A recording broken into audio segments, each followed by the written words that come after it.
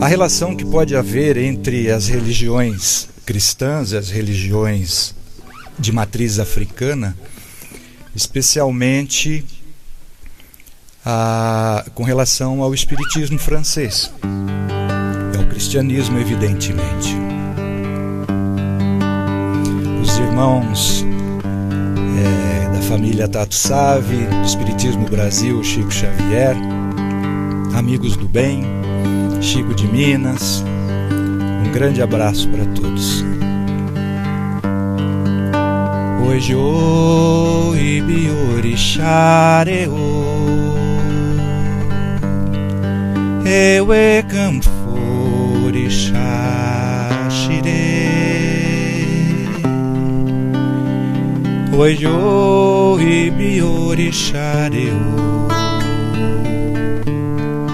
Ewe Camforixá Xire Hoje o Ibiorixareu Ewe Camforixá Xire Hoje o Ibiorixareu Ewe Camforixá Xire Hoje o Ibiorixareu Ewe Camforixá Xire Hoje o Ibiorixareu Ewe Camforixá Xire Hoje o Ibiorixareu Ewe Camforixá Xire Hoje o Ibiorixareu Ewe Camforixá Xire Hoje o Ibiorixareu Ewe Camforixá Xire Hoje o Ibiorixareu Ewe Camforixá Xire Quando o Ori entrega sua cabeça ao Orixá, uma pomba branca faz a ponte entre o Ori e o Orixá. Hoje o Ibiorixareu Ewe Camforixá Xire Hoje o Ibiorixareu Ewe Camforixá Xire Hoje o Ibiorixareu Ewe Camforixá Xire Hoje o Ibiorixareu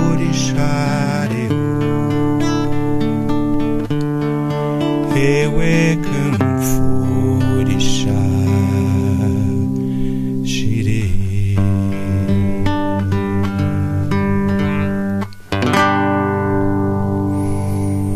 Eu fiz questão de abrir a nossa aula hoje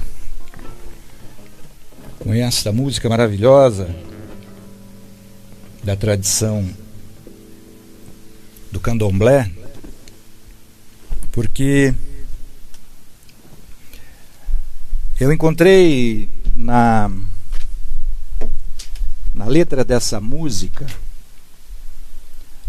uma relação inequívoca entre essa letra de um ponto de candomblé para um orixá. E o Evangelho de São Lucas, capítulo 3, versículo 22. Porque o que diz este cântico devocional da tradição Iorubá? Tradição Iorubá, tradição africana de uma das regiões que geraram o candomblé no Brasil. O que diz este cântico devocional é que quando o Ori, ou seja, a alma, o espírito, o ser inteligente, entrega a sua consciência ao orixá, ou seja, ao seu Deus protetor, criador, que lhe dá a vida, quem faz a entrega desta oferta que o Ori, que o ser humano, o devoto faz ao seu Deus protetor, ao Deus criador, quem faz a entrega dessa sua devoção, quem faz o trânsito, é uma pomba branca. É lindo essa metáfora, né? E no Evangelho de São Lucas, capítulo 3, versículo 22, o evangelista nos conta que quando o Batista, João, recebendo Jesus no Rio Jordão, e o batiza nas águas, que João já estava batizando os convertidos, né? Os seus seguidores. E Jesus foi um dos seguidores de Batista, de João Batista. Jesus, na sua humildade, né, ele reconhecia em João que era primo de Jesus, né, João Batista. Ele reconhece em João que ele mesmo afirma isso, ele dá esse atestado. Dos homens nascidos de mulher, nascidos da carne, nenhum é maior que João. E quando, conta Lucas, João batizou Jesus, o Espírito de Deus desceu sobre Jesus naquele momento como na forma de uma pomba branca. Eu trouxe essa metáfora maravilhosa para a gente, para nós começarmos a pensar, como diz o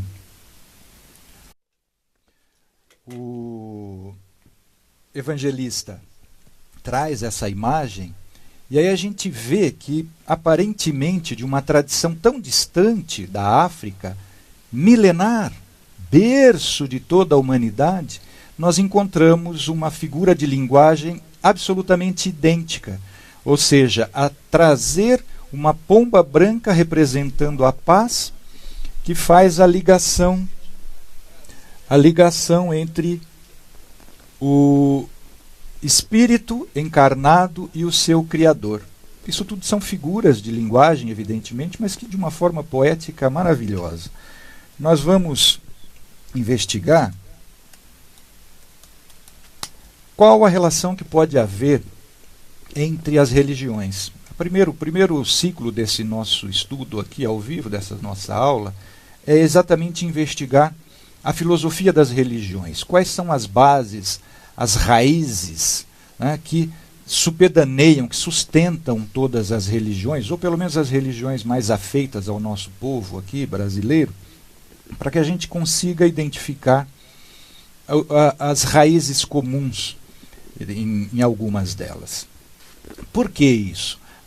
Aqueles irmãos adeptos da doutrina espírita devem atender a uma orientação, uma recomendação do organizador do Trabalho dos Espíritos, Allan Kardec, que dá uma bibliografia básica com obras de filosofia universal e de religiões diversas do Espiritismo, recomendando que o verdadeiro espírita estude essas obras para que forme um conteúdo de cultura filosófica e religiosa, para aferir os seus próprios conhecimentos e o seu entendimento da própria doutrina que ele abraçou. E Kardec faz isso porque essa é a esteira mais adequada, é a linha mais adequada por onde deve caminhar um estudante, um estudioso da sua religião. Por quê? O filósofo alemão Max Müller, no século XVIII, começo do XIX, ele disse o seguinte, é o primeiro considerado filósofo das religiões, Max Müller. Ele diz o seguinte: quem conhece uma só religião e se dedica só ao esclarecimento desta sua religião, não conhece nenhuma. É isso que a gente vai tentar entender por quê. Este canto devocional que eu entoei no começo já mostra uma relação muito grande, pelo menos na figura, na metáfora que liga, que faz com que a gente tenha uma imagem poética de como o espírito se liga com o seu Criador. Mas hoje nós vamos pensar um pouquinho a respeito das religiões, ou basicamente da religião africana, de matriz africana, que é o candomblé. A gente recebeu algumas perguntas prévias e, na medida do que for discorrendo aqui, for andando o nosso entendimento, a gente vai respondendo. E os irmãos também, na medida em que forem tendo algumas dúvidas, vão mandando para a gente que a gente vai responder. A gente vai tentar fazer desse programa aqui uma verdadeira dialética, ou seja, adquirirmos e aumentarmos, elevarmos o nosso conhecimento mediante perguntas e respostas. Eu não vou conseguir fazer perguntas para vocês agora, ao vivo, porque vocês vão responder e eu não vou conseguir ver a resposta. Mas vão fazendo perguntas para mim e eu vou respondendo aqui na medida das minhas parcas capacidades, né? Nós temos hoje uma filosofia africana que foi recentemente redescoberta, na verdade, porque academicamente a filosofia africana recebeu muito pouca atenção nas academias de filosofias, né? Mas recentemente foi descoberto um princípio, ou foi trazido para o meio acadêmico e para o meio comum, né, para o senso comum das mídias sociais, um princípio filosófico africano, que foi muito divulgado a partir da África do Sul e que recebeu a atenção de muitos estudiosos. E o esclarecimento principal do arcebispo Desmond Tutu, o arcebispo Prêmio Nobel da Paz, junto com Mandela, porque pacificou a África do Sul depois do fim do apartheid. Mas antes de falar deste princípio, que é o Ubuntu, eu gostaria de falar de um filósofo alemão, Martin Heidegger, que no seu livro Ser e Tempo, Heidegger pleiteia que a identificação do sujeito, pessoa, indivíduo, enquanto um ser, enquanto um ente existente, Heidegger pleiteia que essa autoidentificação, este autorreconhecimento como um ser, só se dá a partir do reconhecimento e da identificação do outro, o que nós chamamos de alteridade. E Heidegger ressalta a importância do respeito à alteridade, ao outro, portanto, como um semelhante, que é a partir deste reconhecimento da alteridade do outro que nós vamos criar a nossa própria identidade. Isso Heidegger pleiteou, escreveu no livro Ser e Tempo. É considerado um dos grandes filósofos contemporâneos. Então, é engraçado, né? A África não é só o berço da humanidade. Não foi só a partir da África que o ser humano desenvolveu, evoluiu na sua forma biológica, orgânica e consciencional. Porque o que diz o princípio filosófico Ubuntu? Ubuntu diz o seguinte: eu sou porque nós somos. Então, quando a gente entende que um dos maiores filósofos contemporâneos faz uma referência como se fosse autêntica, originária da sua reflexão, idêntica em sentido ao princípio Ubuntu africano milenar, a gente vê o quanto as religiões e a filosofia, né, o berço da humanidade, é negligenciado hoje. Mas o que seria, então, uma dessas principais, pelo menos para nós, como nós conhecemos, religiões de matriz africana, o candomblé. Candomblé tão conhecido por nós no Brasil e que ganhou aqui cores típicas tupiniquins, né, da nossa terra. O que diz qual é a prática do candomblé e qual a relação que a gente pode ter com as religiões animistas. O que é uma religião animista? Uma religião animista é aquela em que o ser é animado, recebe vida a partir de um princípio independente do corpo. Isso é o animismo. O animismo, portanto, o espiritismo é animista, o cristianismo, de uma forma geral, na sua vertente católica ou protestante, é animista. Todas as religiões que têm, além do princípio biológico, na constituição do ser humano, um princípio inteligente, uma alma. Ânima é alma. Né?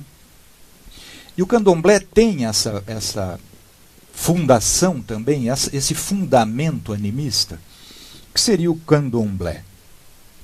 Deixe-me ler aqui, antes de entrar especificamente no esclarecimento ou na descrição do que seria o entendimento nosso do candomblé, o que diz o arcebispo Desmond Tutu, que é o Prêmio Nobel da Paz africano, em relação ao Ubuntu. Uma pessoa com Ubuntu está aberta e disponível para as outras, apoia as outras, não se sente ameaçada quando outras pessoas são capazes e boas, com base em uma autoconfiança que vem do conhecimento de que ele ou ela pertence a algo maior, que é diminuído quando outras pessoas são humilhadas ou diminuídas. Esta é a principal base sobre a qual se constrói a religião africana, conhecida por nós como candomblé. Por quê? Porque o candomblé tem duas formas de manifestação. Poderíamos tentar explicar assim de uma forma mais prática. O candomblé é dividido em duas formas de manifestação. Uma forma é de origem totêmica. O totem é uma construção cultural e religiosa das primeiras formações tribais que elegem um elemento da natureza, normalmente um animal, e esse animal é o protetor da tribo. Então o totem é um elemento da natureza, é um ser vivo da natureza, que seria o protetor simbólico, é uma linguagem, e que protege aquela tribo. Por exemplo, um falcão. E aí aquela tribo é devota do falcão, porque o falcão seria o deus da floresta, protetor daquela tribo. Então, nós já vemos aí um espírito natural, uma alma da natureza, da floresta, interferindo nas relações dos membros da tribo entre si e consigo mesmo. Isso é um totem. Então, construía-se um mastro, esculpia-se um mastro e colocava a figura do falcão como símbolo elevado daquela tribo. Uma das vertentes práticas do candomblé tem origem nesse princípio natural e arcaico, antigo, né, original das primeiras sociedades, das primeiras comunidades humanas. Por isso que um dos elementos constitutivos da prática do candomblé é o princípio de que existe um Deus, um ser, vamos chamar de Deus, mas um ser superior, protetor de um determinado agrupamento de pessoas. Este seria o orixá.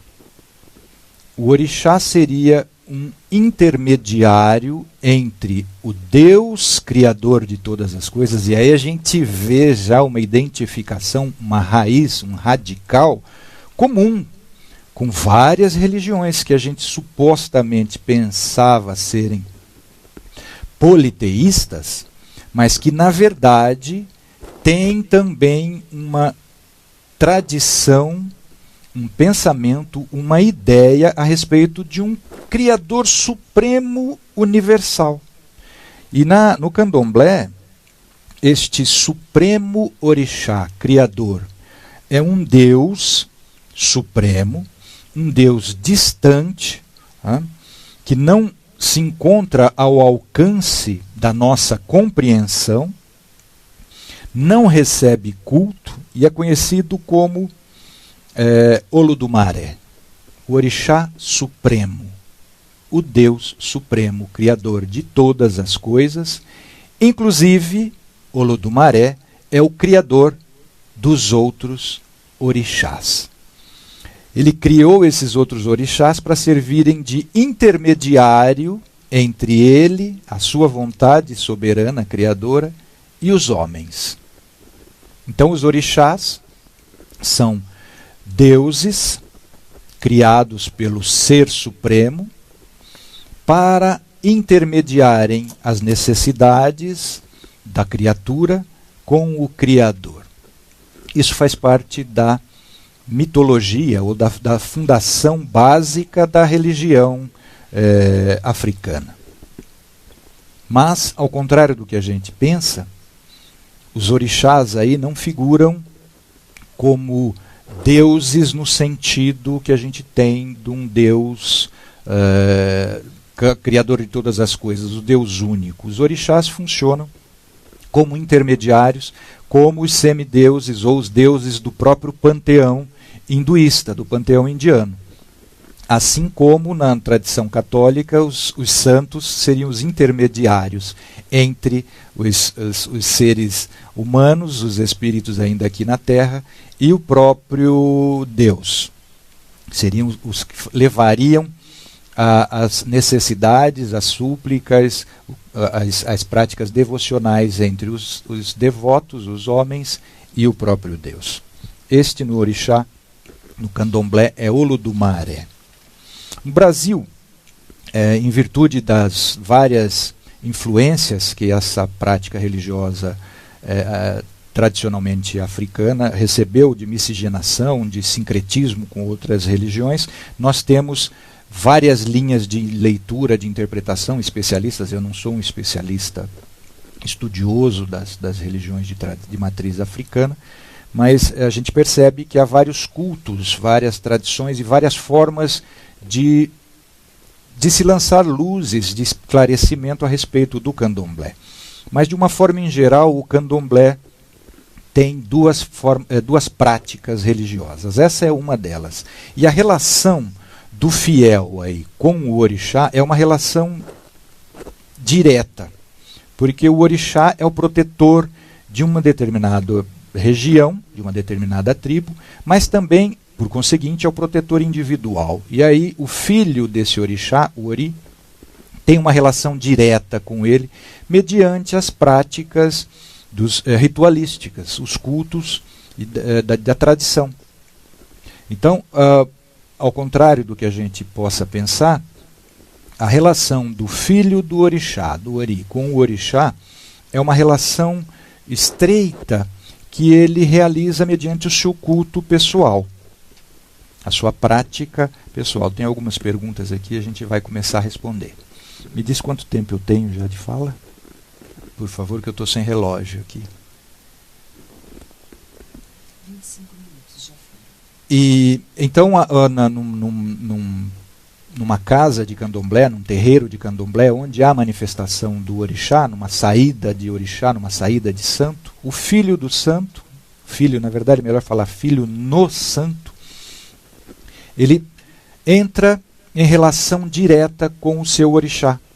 E aí a sua prática devocional é exclusiva com ele, aí distingue bastante das outras práticas religiosas, porque é uma comunhão direta entre o filho e o santo, seja nas oferendas, nas ritualísticas, seja no próprio transe, porque há uma determinada cerimônia em que o filho do orixá entra em comunhão tão estreita com ele mediante um transe em que ele, entre aspas, incorpora o próprio orixá. Para que isso?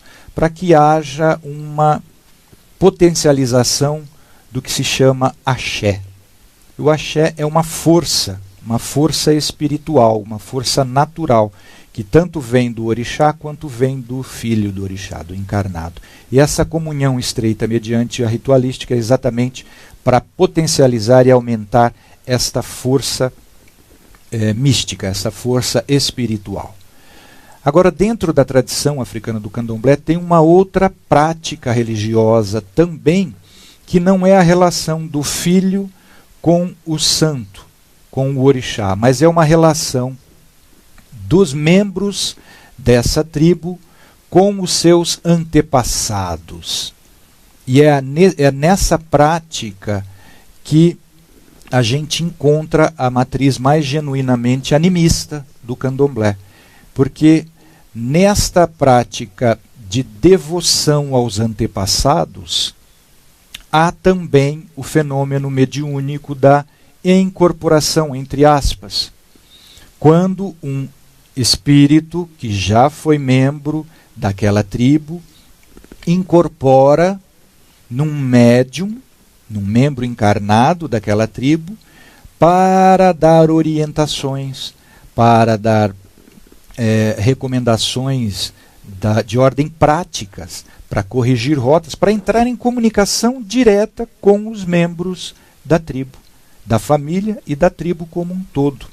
Então é neste sentido que a prática do candomblé se aproxima muito das demais práticas das religiões animistas, ou seja, daquelas em que há a existência da alma, a pré-existência e a sobrevivência da alma. E mais, nós encontramos aí na raiz dessa prática do candomblé a ramificação que deu origem às religiões tanto hinduísta, onde tem também a prática anímica da comunicação espiritual, através de sensitivos, através de médiuns, e principalmente do espiritismo, organizado por Allan Kardec. Porque é nessa prática, nessa relação com os antepassados, que nós vamos encontrar a mesma fundação dos mecanismos da prática mediúnica orientada por Kardec. Eu tenho duas perguntas aqui. Tem mais algumas que estão chegando.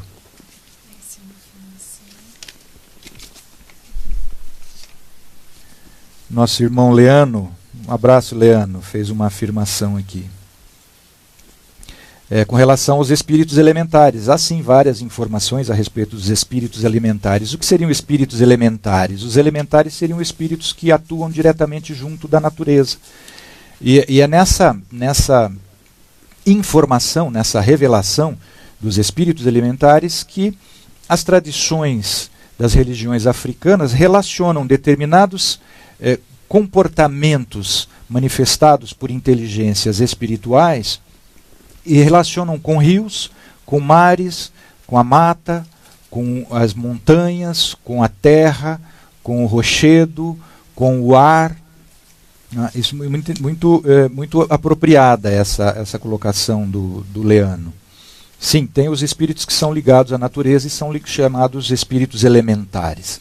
Na prática dos avoengos ou dos antepassados, não tem ligação, não tem manifestação desses espíritos, mas no culto em si, na manifestação do culto, há sim uma relação com esses espíritos. Inclusive, na própria elaboração das oferendas, esses elementares são utilizados. Ana Cláudia Prado faz uma afirmação aqui, mas aí não são espíritos ainda, ou são? Não, já são espíritos, Ana Cláudia. O que é o espírito? Quando que um princípio inteligente, quando que um ser inteligente adquire o grau, o status de espírito? A partir do momento em que ele se individualiza e ganha consciência de si. Eu não sei se você está se referindo aos elementares ou não, mas a manifestação dos antepassados já são espíritos. Os orixás são espíritos muito mais evoluídos. Tá? Então, tanto os orixás quanto os antepassados são espíritos já. Os antepassados são espíritos muito próximos de nós, aquilo que o Espiritismo chama de espíritos familiares. Tá? Mas os orixás são relacionados com os espíritos mais evoluídos, espíritos que já têm uma consciência muito mais elevada, né? que sem dúvida nenhuma tem uma relação com aquela escala espírita que Kardec organizou. Em que plano espiritual se encontram os orixás? Exatamente essa pergunta aqui.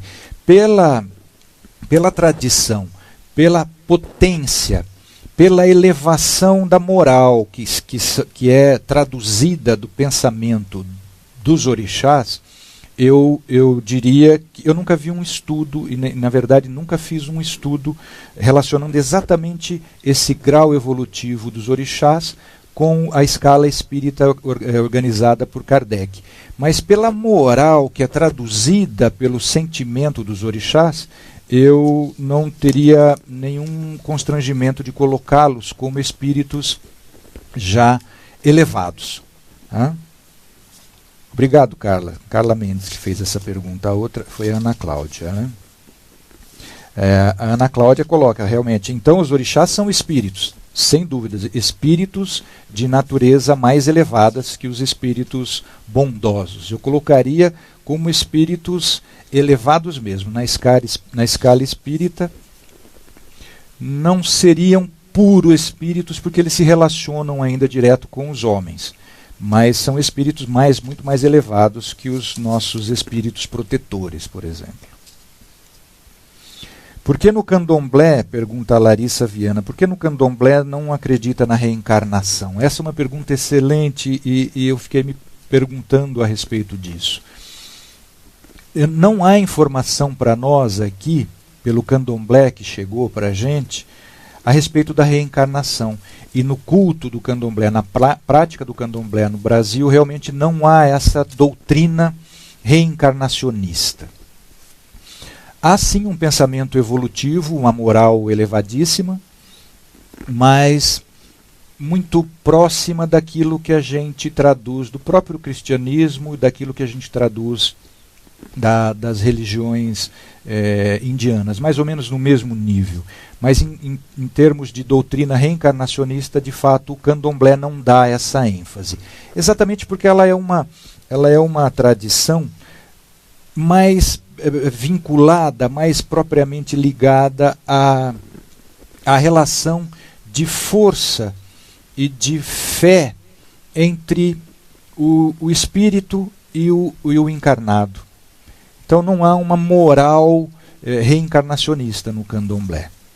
Muito embora haja o culto e o respeito aos antepassados, e há sim a informação da influência dos antepassados na nossa prática de vida encarnada, mas assim, frequente, constante, como uma relação absolutamente natural, como há também no Livro dos Espíritos a informação da influência do mundo espiritual no mundo físico. Então essa relação dá para nós fazermos. Tem uma pergunta que veio aqui. Por que é que se faz oferendas aos orixás? Uma pergunta prévia que foi mandada. As oferendas fazem parte de uma tradição religiosa que, como a África é o berço da humanidade, e eu, quando no curso que eu fiz na Índia, de especialização em filosofia vedântica e em meditação, eu frequentei muitas escolas e templos de tradição hinduísta, da shivaísta, que eram templos dedicados ao deus Shiva. E lá eu constatei a absoluta identidade de manifestação, de ritualística, entre o culto a Shiva e um culto a um dos deuses do candomblé. Inclusive, a relação que se faz entre o orixá Exu como sendo um destruidor da natureza dos sentimentos humanos, para que possa haver sempre a renovação desses sentimentos, e também como um intermediário entre a vontade humana e a vontade dos orixás. O Exu, no candomblé, funciona como um mensageiro, uma pessoa, uma entidade que faria a ponte entre a vontade dos encarnados e a vontade dos orixás. No shivaísmo, quem faz essa função é o deus Shiva. Na tradição hinduísta é o deus Shiva, que é o destruidor dos sentimentos, é o destruidor fenomenal, para que possa ser reconstruída a vida e a própria vida da natureza. Então eu constatei nisso que a tradição africana, a África não é só o berço da humanidade biologicamente evoluída e intelectualmente evoluída, mas culturalmente e religiosamente evoluída também. Eu encontrei no shivaísmo uma continuação ou uma derivação, com suas peculiaridades culturais e locais, evidentemente, da própria tradição do candomblé. Tem uma pergunta da Carla Moreno: os espíritos puros não se comunicam com os homens? Não. Os espíritos puros se comunicam através de outros espíritos que se comunicam com os homens, eu digo assim, numa manifestação mediúnica, né? Numa manifestação mediúnica ostensiva, puros espíritos não se comunicariam com os homens, mas eles têm os intermediários que se comunicam conosco. Inclusive, na pergunta 495 do Livro dos Espíritos, que é respondida por São Luís e Santo Agostinho, ali São Luís e Santo Agostinho estão nos orientando como que a gente desenvolve a mediunidade. Eu já falei isso no nosso curso sobre mediunidade. Como a gente desenvolve a mediunidade. E Santo Agostinho fala ali, olha, não é porque nós somos espíritos mais evoluídos, e é Santo Agostinho e São Luís quem estão falando, hein, que vocês não conseguem se comunicar conosco. Não se constranjam. Entre em contato conosco. São Luís e Santo Agostinho falando. São essas comunicações conosco que fazem todos médiuns. É a partir dessas tentativas de comunicação dos encarnados com espíritos que nós desenvolvemos a faculdade mediúnica. Mas puros espíritos, ou espíritos puros, eles têm afazeres muito mais de uma dimensão muito mais significativa. Nós teríamos muita dificuldade de assimilarmos, de compreendermos o pensamento, consequentemente os sentimentos dos espíritos puros.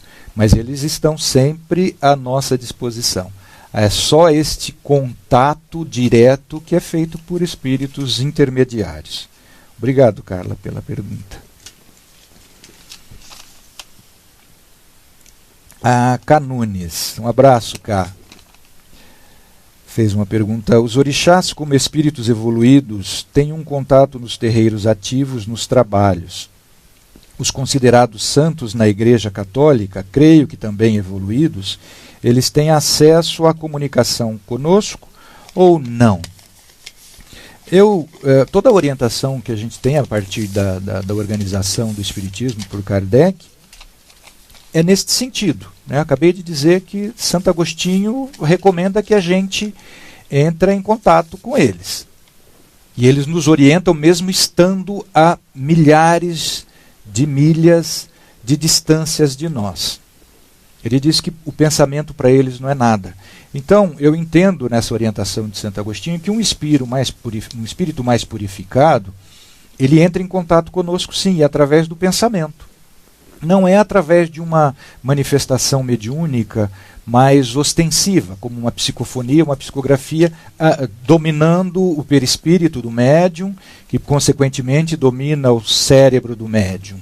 Não, a comunicação é mais uma comunicação por inspiração, né? Diretamente no sentimento, e essa inspiração de um espírito mais elevado no sentimento nos mobiliza e cria em nós imagens mentais que nós conseguimos traduzir o sentimento através do pensamento de um espírito mais elevado, pela própria capacidade que nós temos de simbiose, de assimilarmos via perispírito o pensamento desses espíritos mais elevados. Mas em termos de na chamada manifestação mais ostensiva, entre aspas, de incorporação para a psicofonia ou para a psicografia, eu penso que não há necessidade. Agora, se um espírito como esse precisar de um médium que não tenha facilidade dominando o cérebro, ele domina o córtex cerebral correspondente ao braço do espírito, e aí ele manipula o braço, manipula para o pensamento, né, através do córtex cerebral adequado, específico, ele manipula o braço e transmite uma mensagem, mas eles fariam isso em último recurso, somente se não tivesse um outro médium e a mensagem fosse absolutamente imprescindível, que ninguém conseguisse captá-la por um sentimento que traduzisse uma inspiração. A Cláudia Cristina Bugui, um abraço, Cláudia. Uma pessoa... essa última pergunta, por favor, eu não respondi no final. Os santos da Igreja Católica, creio que também são espíritos evoluídos, sem dúvida nenhuma, né? A gente tem em São Francisco de Assis um espírito evoluidíssimo, né? O próprio Santo Agostinho, nas suas manifestações terrenas, né, é um espírito evoluído, sim. E eles também entram em contato, né? Nós temos os êxtases das santas. Santa Teresa d'Ávila, por exemplo, uma santa da tradição católica, era uma médium assim, desenvolvidíssima, que entrava em êxtase de uma facilidade impressionante e traduzia o sentimento dos espíritos ainda mais evoluídos que ela de uma forma brilhante. Santa Teresa d'Ávila é uma santa da tradição católica que era uma médium estupenda, exuberante na sua manifestação. A Cláudia Bugui faz a seguinte indagação: uma pessoa recebeu um orixá no terreiro e foi chamada de doida e louca. Tem esse trauma até hoje. E o orixá ainda conversa com a pessoa e a auxilia. Mas a pessoa tem receio, pois falaram que ela fingiu a manifestação. Esse é um grande drama, Cláudia, da manifestação mediúnica. A manifestação mediúnica, ela é sempre mesclada de um grau de domínio do próprio médium. Não existe, diz Kardec, uma comunicação mediúnica que não tenha o selo do médium. Toda comunicação mediúnica tem o selo do médium, diz o Kardec. Por quê? Porque os recursos, o que Kardec chama de recursos materiais do médium, é aquilo que dá condições do próprio espírito manifestar os seus sentimentos através de pensamento. Mas as palavras, o vocabulário, é todo do médium. E por isso que Kardec chamou de uma manifestação mediúnica de medianímica. Mediúnica e anímica, ou seja, da própria alma do médium. Então uma pessoa recebeu um orixá. Eu vou chamar aqui o orixá para efeito de entendimento nosso, e eu penso que essa relação é muito própria. Tá? Ressalvado o respeito devido a toda a tradição dos nossos irmãos do candomblé, eu tenho, nesses meus incipientes estudos, a dedução, a conclusão de que o orixá é sim um espírito protetor do médium. Como todos nós temos espíritos protetores. E, no caso da tradição do candomblé, essa manifestação, essa relação, é uma relação mais íntima, de uma manifestação, de uma relação mais afinizada em nível perispiritual e, consequentemente, orgânico, no transe mediúnico. O que o médium, segundo a orientação espírita, realiza com espíritos necessitados, com espíritos protetores, com espíritos que necessitam às vezes da orientação mais direta, escrita ou falada, a relação do filho do santo com o orixá é uma relação semelhante para mim, de estreita amizade, respeito e de profunda gratidão. Então eu vejo com muita proficuidade essa prática, né? Mas nós temos que considerar que toda manifestação mediúnica ela é também facultada pela alma do médium. Então a pessoa que na sua formação no candomblé teve uma experiência dessa, não é só ela que foi chamada de doida, né?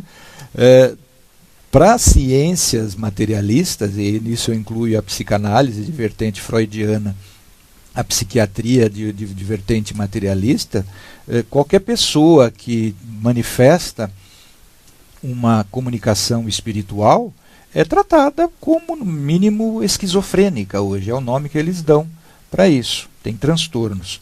Agora, essa pessoa, estudando o Espiritismo, ela vai compreender essa manifestação toda. A finalidade, principalmente as leis que regulam essa relação entre os espíritos, desse o nome de orixás, desse o nome de deuses, desse o nome de espíritos bons espíritos, como faz a tradição de Kardec. Mas ela tem receio até hoje, estuda o Espiritismo, que o Espiritismo esclarece, ela vai ter condições de refinar a sua mediunidade, de desenvolver no sentido próprio da palavra mesmo, como Kardec fala, e de educar a sua mediunidade. Ela vai perder o receio, qualquer constrangimento que ela tenha. Tem outra pergunta da Rosiane Rosa. Por que alguns pretos velhos pedem para fumar, sendo que fumar é prejudicial? Boa pergunta, Rosiane Rocha. Era uma pergunta que eu tinha feito, uma pessoa fez antecipadamente aqui também, que é mais ou menos no mesmo sentido. Por que o preto velho pede para fumar? Por que precisa fazer comida para o orixá? Por que precisa fazer oferenda para os guias na Umbanda, né? No candomblé? Se espírito não precisa de nada. Na verdade, não é num médium, numa manifestação, num terreiro, numa casa espírita de Umbanda, em que a formação mediúnica ela é bem esclarecida, se compreende que não são os espíritos, não são os bons espíritos que precisam dos elementos da natureza. Vamos fazer deixa eu dar um depoimento aqui. Eu estava na Índia, num dos templos shivaístas que eu visitei, e de repente eu escutei explosões bem fortes como tiros de canhão, numa sequência numérica assim encadeada. Eu não me lembro exatamente o número dos tiros que eu ouvi, e me impressionei muito, porque eram tiros de canhão muito forte. E aí eu perguntei para o professor o que era aquilo, e ele falou: olha, aqui nós temos tradição na Índia, especialmente dentro da tradição shivaísta, de todos os dias, em determinado horário do dia, específico horário do dia, se estourar pólvoras, né, volumes grandes de pólvora, porque nós entendemos aqui que essa explosão mobiliza um campo energético muito grande e dissolve determinados volumes de energia densa e prejudicial que causam doenças. Olha a relação que eu encontrei lá com a relação de uma prática que é comum na Umbanda, que é a explosão de pólvora quando é para fazer a reharmonização de um ambiente que está muito denso, doentio. Tem essa tradição, esse ritual de se estoura pólvora para fazer a higienização ambiental, a higienização do campo dos sentimentos, do perispírito do médium ou do encarnado que está doente, para afastar espíritos doentes, que causam esse ambiente doentio e, consequentemente, geram doenças nos médiuns e nos encarnados. Então, os pretos velhos pedem para fumar. Na verdade, não é o espírito que precisa do cigarro, da fumaça, porque a fumaça é um elemento da natureza. Lembra dos elementos água, terra, fogo e ar? A Umbanda e o Candomblé trabalha com esses elementos da natureza para fortalecimento, para potencialização de campos energéticos no ambiente onde o ritual, a prática está sendo realizada. Mas no fundo, esses elementos que são utilizados não são para o espírito. Normalmente os espíritos bondosos, eles auxiliam os médiuns de uma forma muito discreta. Então, os elementos, eu tinha uma pergunta, por que se faz oferenda, por que se canta pontos, né, os cânticos devocionais no Candomblé e na Umbanda chamado de pontos, no hinduísmo os mantras, é para facilitar o transe mediúnico, para que a assimilação do pensamento dos espíritos seja facilitado. Então isso são recursos utilizados para os médiuns, não são para os espíritos. Assim como os elementos etéreos do álcool, da vela, é tudo para facilitar o transe mediúnico, né? A concentração, a meditação, o recolhimento, são recursos ainda que a maioria dos médiuns precisam. A Carla faz uma outra pergunta aqui. Por exemplo, Jesus, que é um espírito puro, se comunica conosco pelo pensamento, não é? Se nós conseguíssemos alcançar, Carla, diretamente o pensamento de Jesus, seria uma delícia. Mas eu acredito que tem graus de sentimentos entre o nosso e o de Jesus. E os nossos espíritos protetores são enviados diretos de Jesus, exatamente para receberem as nossas preces, os nossos sentimentos, os nossos pensamentos e encaminhá-los ao Mestre. Mas nós vamos conseguir chegar num grau de evolução moral, sentimental, para alcançarmos o amor. Amar como Jesus já nos ama, de modo que nós conseguiremos estabelecer uma relação direta com Ele. E um dia também com Deus. Como Ele já tinha estabelecido aqui, quando Ele esteve entre nós, Ele falava, eu e o Pai somos um. Por quê? Porque o seu sentimento já estava ligado direto ao sentimento do Pai. Mas nós vamos conseguir, e é para isso que a gente está aqui, esse é o nosso objetivo. Ele diz que os seus discípulos serão conhecidos por muito se amarem como Ele nos ama. Tem uma pergunta da Aline Bastos. Os chamados pretos velhos são apenas espíritos em evolução? Sem dúvida nenhuma. É um preconceito muito grande que a gente ainda tem com relação a essas imagens que os espíritos criam para nós. E a gente tem que se perguntar por que um espírito... Eu conheci um preto velho no meu tempo de prática da Umbanda, que era um filósofo refinadíssimo.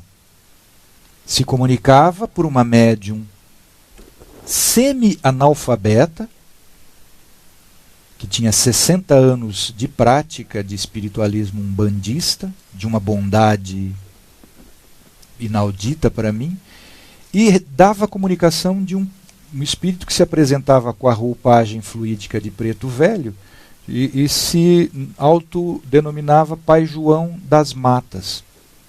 Pai João das Matas dava comunicação pela Dona Lourdes, a médium, que era analfabeta, praticamente analfabeta, de uma elevação filosófica e moral que eu encontrei, talvez não, seguramente num espírito que dá várias comunicações, escreveu vários livros. As comunicações que o espírito que usava o nome de Pai João das Matas é meu sonho de consumo. Agora, por que um espírito elevado como aquele que se apresentava como Pai João se apresenta como preto velho? São Paulo, o apóstolo, diz que se eu falar para uma assembleia, para um grupamento de fiéis, e não falar a língua desses fiéis, eu sou um bárbaro para ela. Espíritos elevados se apresentam com a vestimenta de preto velho porque ele usa o linguajar, fala de acordo com o público que frequenta assembleia, que compõe aquela assembleia, entenda a sua linguagem. Porque senão ele vai falar e não vai ser compreendido. O público vai falar com ele e ele não vai compreender. Então a gente tem que entender que pretos velhos podem ser tanto espíritos pouco mais evoluídos que nós, porque senão não poderia ter autorização para nos orientar, mas também espíritos muito mais evoluídos que nós. É a bondade, é a misericórdia, é a caridade já que eles realizam, que faz com que eles rebaixam a sua manifestação intelecto-cultural para poder servir ao trabalho do Cristo. A Josi Rosa apresenta uma pergunta aqui. Uma pessoa que fuma e bebe, é algum espírito que está influenciando essa pessoa? Josi, os espíritos conseguem potencializar os nossos gostos. Dificilmente um espírito que tem vontade de fumar, por exemplo, se ele se aproximar e tentar influenciar um amigo meu, é um médium espírita, ele vai cair do cavalo. Porque esse meu amigo nunca fumou e não bebe. Então, ele não vai influenciar esse meu amigo, porque esse meu amigo não tem a menor afinidade com esse gosto do espírito. Agora, se nós... E não tem também trazendo resquícios de existências passadas, de vidas passadas. Agora, se eu trago de existências passadas, de minhas vidas passadas, resquícios de gosto pelo cigarro e pelo álcool, ainda que eu não seja dado nesta encarnação a prática de ingerir bebida alcoólica e de fumar, um espírito renitente, me assediando constantemente, como um espírito credor meu de existências passadas, ele vai conseguir, se eu tenho alguma tendência para isso, ele vai conseguir fazer em mim. Mas se eu não tiver tendência nenhuma, gosto nenhum para isso que ele está tentando impor a mim, seja um vício físico, orgânico, biológico, seja um vício moral, da maledicência, por exemplo, ele não vai conseguir fazer comigo. Mas nós estamos muito frágeis ainda nesse sentido. Uma forma boa de você verificar se isso é gosto da pessoa ou é influência de um espírito, faça prece. A forma de nós resistirmos à influência do mal é nos conhecendo mediante a prática dedicada diária de autoconhecimento, investigação dos nossos sentimentos através da prece. E aí eu vou conseguir saber se isso é a influência de um espírito, o álcool, o fumo, ou se é gosto, prazer meu mesmo, ou as duas coisas juntas. A Dora faz uma pergunta: os orixás podem nos liberar dos trabalhos na Umbanda para o trabalho espírita kardecista? Os orixás não prendem ninguém não, Dora. O orixá, sendo um espírito evoluído, mais evoluído que nós, ele não prende ninguém, ele não violenta a consciência, não. A nossa liberação é direto por Deus, Deus que nos concedeu a possibilidade de desenvolvermos a liberdade. Se algum espírito estiver nos prendendo, nos prejudicando nessa prática de mudança, de manifestação da religiosidade, porque a religião é só uma manifestação externa do sentimento religioso. O sentimento religioso é íntimo, é interno. A prática católico, protestante, hinduísta, shivaísta, kardeciano é só manifestação exterior. O sentimento é o que interessa. E se um espírito está me impedindo de mobilizar segundo o meu sentimento, ele não é um bom espírito. Consequentemente, não era um orixá. Podia ser algum espírito zombeteiro, algum espírito não evoluído que estava mistificando a mim. Os orixás podem fazer mal a alguém? É uma pergunta da Carla. Então, Carla, vale a mesma resposta. Se for um verdadeiro orixá, ou seja, um espírito mais evoluído, não, ele não vai fazer mal para ninguém. Agora, se o médium estava sendo enganado por um outro espírito de um grau inferior de evolução, sem dúvida nenhuma, pode fazer mal através da influência do sentimento, que vai influenciar o pensamento, que vai influenciar as palavras e as ações maléficas. né? Mas orixá verdadeiro não. A nossa irmã Vânia Aparecida Simões faz a seguinte pergunta: esses espíritos de pretos velhos podem se comunicar em uma reunião mediúnica no centro espírita? Podem e se comunicam frequentemente, mas nem sempre eles usam a mesma vestimenta fluídica de pretos velhos. Espírito sopra onde quer, diz Jesus, né? E ouve a sua voz, mas não o identifica se ele vem daqui ou se ele vem de lá. É por isso que o apóstolo Paulo dizia: irmãos, não creiais a todo espírito.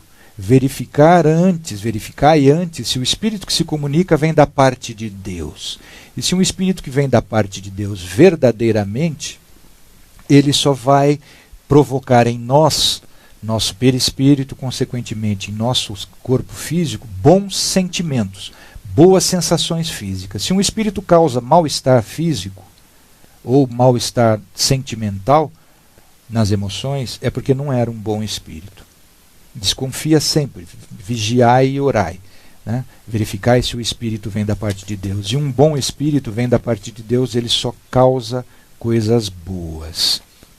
Agora, recentemente, sempre teve essa dúvida, né? Mas se é espírito, o espírito não precisa se falar como preto velho. Não, se ele falar como preto velho, é porque tem uma finalidade pedagógica para os médiums, ou para um orientador, ou para assistência. E recentemente, esclarecendo essa pergunta também, o Dr. Haroldo Dutra disse: não, o preto velho pode se comunicar sim, com a linguagem de preto velho numa casa espírita de orientação kardeciana. O Leano faz uma outra afirmação aqui, Leano Araújo. Nosso grande irmão Bezerra de Menezes se manifesta com 3 características, e uma das suas manifestações é como preto velho. Eu nunca vi, eu não sei, Leano, né? Nunca participei, nunca li nada a respeito disso. Se você está falando, eu acredito. Mesmo porque o que me trouxe para o espiritismo, me tirou da prática umbandista, foi a recomendação do pai João das Matas, esse preto velho a que me referi, para receber naquela casa de orientação umbandista, para auxílio de num passe, né, fluídico de auxílio a uma frequentadora. E pai João falou: Paulo, filho, receba esse espírito que está aqui para tratar dessa filha. E ele não é um espírito da Umbanda, ele é um espírito Bezerra de Menezes. Agora que você está falando isso aqui, Leandro, você está me ajudando a esclarecer essa cisma que eu tinha há 22 anos, quando eu ainda frequentava a Umbanda. Esse pai João falou: receba esse espírito para tratar dessa moça, mas ele não é um espírito que se manifesta normalmente na Umbanda. Ele é o espírito Bezerra de Menezes. E foi uma vez que eu dei passividade para esse espírito, que se apresentou como Bezerra de Menezes, e auxiliei no tratamento daquela irmã. Então, se você está falando, você me deu uma boa ajuda teórica aqui para eu tirar essa cisma da minha história mediúnica. Eu sei que o Bezerra é um Bodhisattva.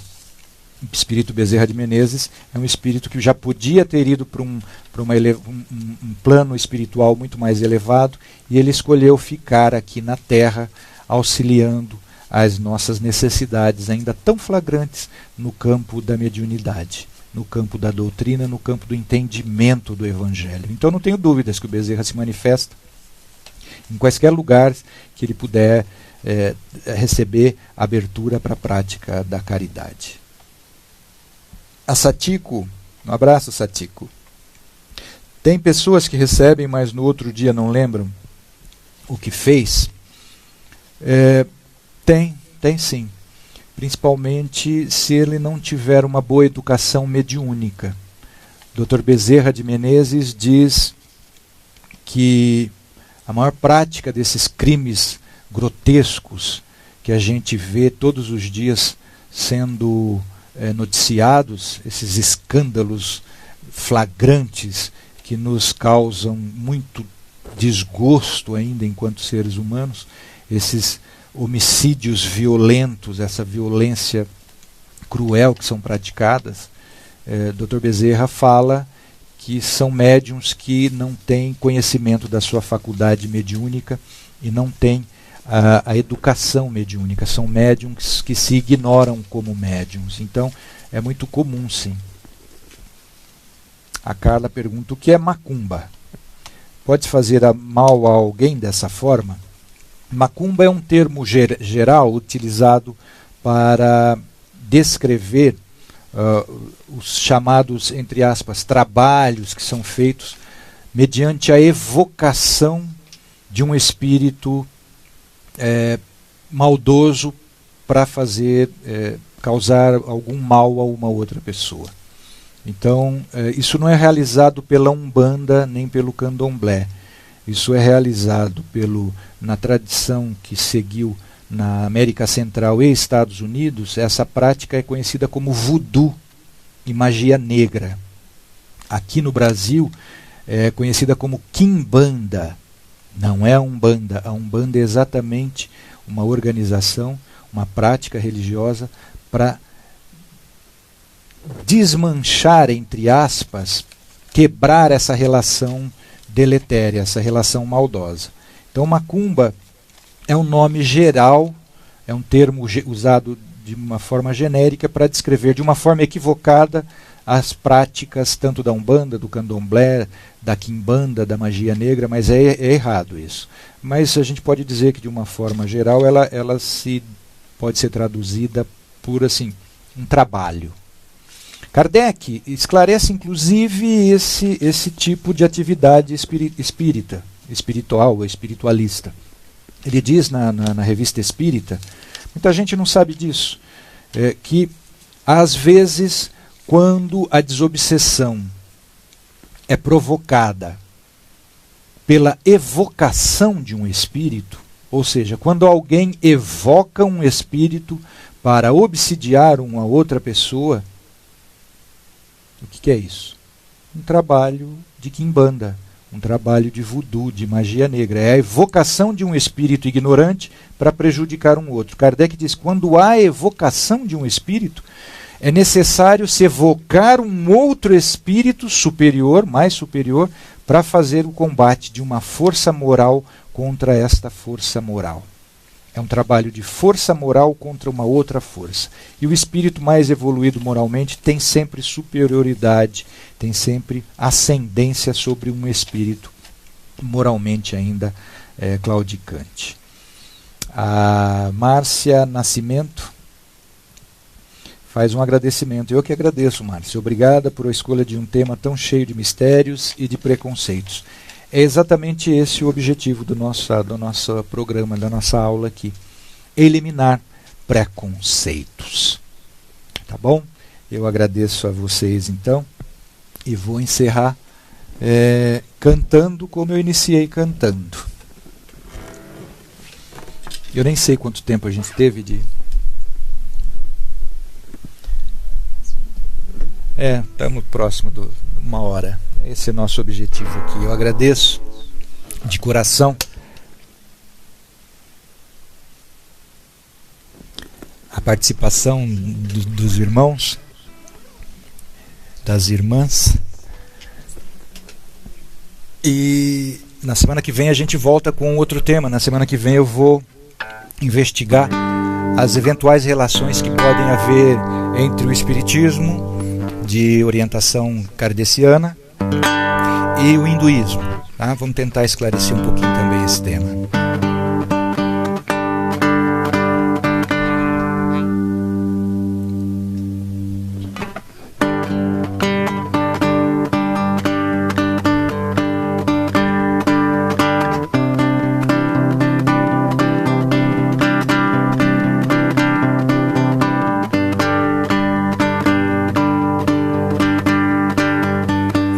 Saure aulaxé, Oni saure oberi oman,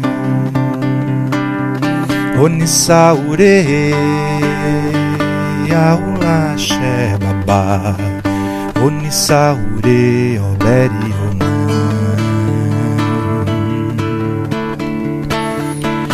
Saure Baba Saure Aulaxé Baba Saure Obere Oman Baba Saure Aulaxé Baba Saure Obere Oman Baba Saure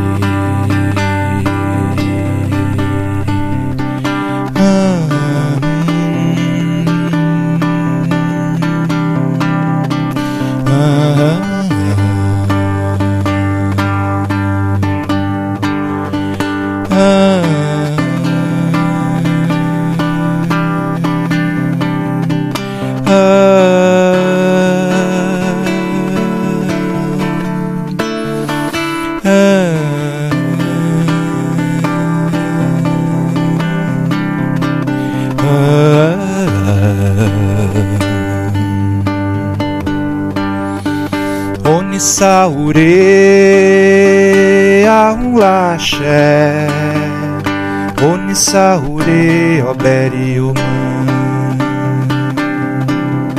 Oni Saure Aulaxé Baba Oni Saure Obere Oman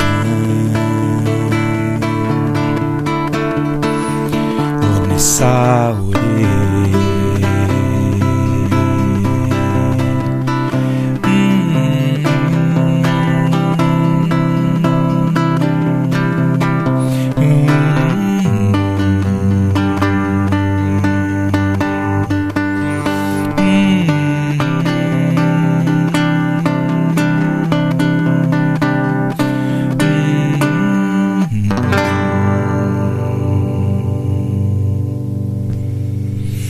Axé. Amanhã nós vamos dar continuidade no nosso curso livre de filosofia, às 15 horas. Nós vamos entrar com a aula realizando a mediunidade, né? Como se realiza a mediunidade.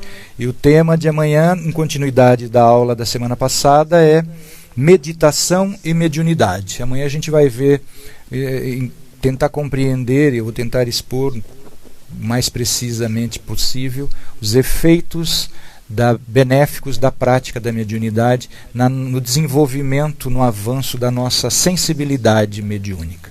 Um abraço mais uma vez, obrigado e até amanhã.